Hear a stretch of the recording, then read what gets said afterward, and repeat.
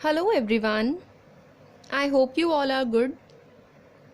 आज के लेक्चर में हम एक न्यू सब्जेक्ट स्टार्ट करने वाले हैं कॉमर्स का, which is the business law. Business law आपके BCom programme and BCom honours के सिलेबस में एक सब्जेक्ट होता है। यहाँ पे मैं आप लोगों को बिजनेस लॉ के सारे जितने भी एक्ट्स आते हैं उसमें कवर अप कराऊंगी।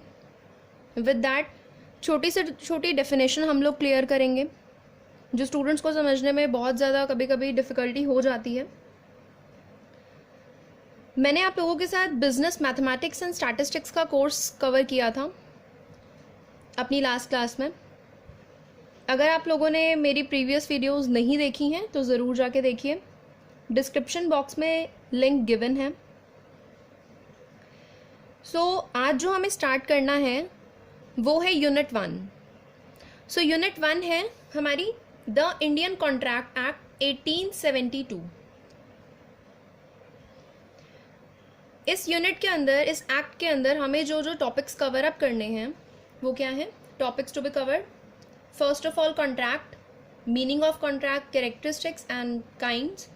देन सेकंड है essentials of a valid contract. It is one of the most important question. इसमें हम ऑफर एंड एक्सेप्टेंस को कवर अप करेंगे, देन कंसिडरेशन को, then contractual capacity, free consent, then legality of object. After that we will study that void agreements क्या होते हैं। Then at last discharge of contract. इसमें हम पढ़ेंगे modes of discharge including breach and it's remedies. आज के lecture में हम सबसे पहले ये देखेंगे कि इंडियन कॉन्ट्रैक्ट एक्ट की पहले सबसे पहले तो हिस्ट्री क्या है, क्योंकि इट्स वेरी इंपॉर्टेंट। अगर आप कोई भी एक्ट पढ़ रहे हैं तो आपको पता होना चाहिए कि वो कहाँ से आया है। ये एक तरीके से मैंने आपको इंडेक्स फॉर्म में बता दिया है कि इंडियन कॉन्ट्रैक्ट एक्ट में जो भी हमें टॉपिक्स कवर अप करने हैं। बहुत अच्छा सब्जेक्ट है, बहुत ही इंटरेस्टिंग सब्जेक्ट है। अगर आप ध्यान से करेंगे तो अच्छे मार्क्स आप लोग ले सकते हैं। सबसे इम्पॉर्टेंट चीज़ जो बिजनेस लॉ में समझने वाली होती है वो होती है कंसेप्चुअल नॉलेज। जैसे सारे सब्जेक्ट्स में ही आप कोई भी सब्जेक्ट लेके देखो तो उसमें कंसेप्चुअल नॉलेज इंपॉर्टेंट होती है, बट बिजनेस लॉ में थोड़ी इंपॉर्टेंट इसलिए होती है क्योंकि बीकॉम और बीकॉम ऑनर्स के स्टूडेंट इसको फर्स्ट टाइम पढ़ते हैं। आपने कभी भी बिजनेस लॉ का सब्जेक्ट अपने +1 एंड +2 में नहीं पढ़ा होता, तो काफ़ी इंपॉर्टेंट है कि अगर हम इसको डेप्थ से पढ़ें। Okay, so let's start.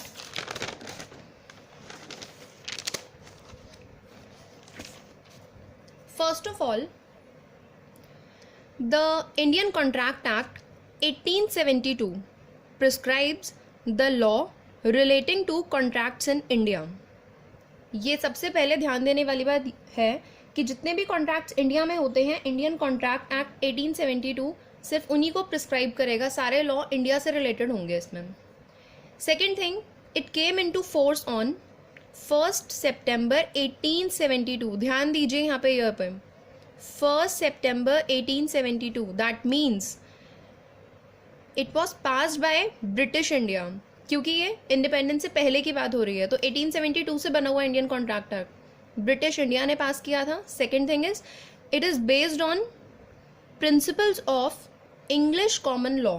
Okay, then the act as enacted originally had 266 sections. तो यहाँ पे सबसे ध्यान देने वाली बात यही है कि इसमें सेक्शंस कितने हैं total? 266। Okay, now it had wide scope and included। इसमें मेनली हम 4 बाइफिकेशंस में सेक्शंस को कवर अप करने वाले हैं, अब जो मैं आपको समझाऊंगी। सबसे पहले जो सेक्शन है वो आता है 1 to 75। 1 से लेके 75 के जो सेक्शंस होते हैं इंडियन कॉन्ट्रैक्ट एक्ट 1872 के, उसमें हम पढ़ते हैं general principles of law of contract. तो जनरल प्रिंसिपल्स की बात होती है सिर्फ 1 to 75 में। After that section 76 to 123। 76 से 123 के बाद हम पढ़ते हैं contracts relating to sales of goods.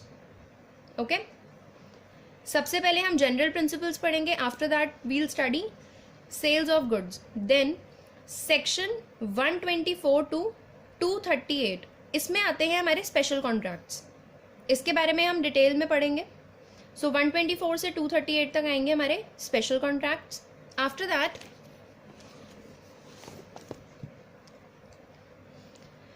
Section 239 to 266 यहाँ आएंगे हमारे contracts relating to partnership.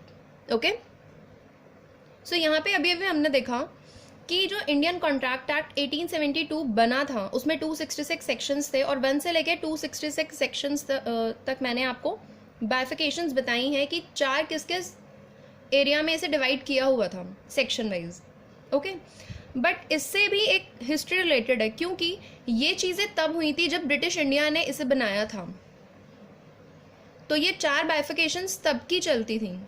But Indian contract act comprised the simple and elementary rules relating to sales of goods and partnership. तो अभी अभी जो हमने पढ़ी थी उसमें सबसे पहली हमने पढ़ी थी जनरल प्रिंसिपल, सेकेंड हमने पढ़ी थी sales of goods, then third हमने पढ़ी थी special contract and the fourth was partnership act से रिलेटेड. तो उसमें से जो सेल्स ऑफ गुड्स और पार्टनरशिप था ना उसमें काफ़ी सिंपल और एलिमेंट्री रूल्स गिवन थे, मतलब वो काफ़ी डेप्थ में नहीं था. So the development of modern business world found the provisions contained in the Indian contract act इनएडिक्वेट. क्योंकि ऑब्वियसली एक्ट की बात हो रही है तो हमें डेप्थ स्टडी करेंगे तभी ज़्यादा अच्छे से समझ आएगा.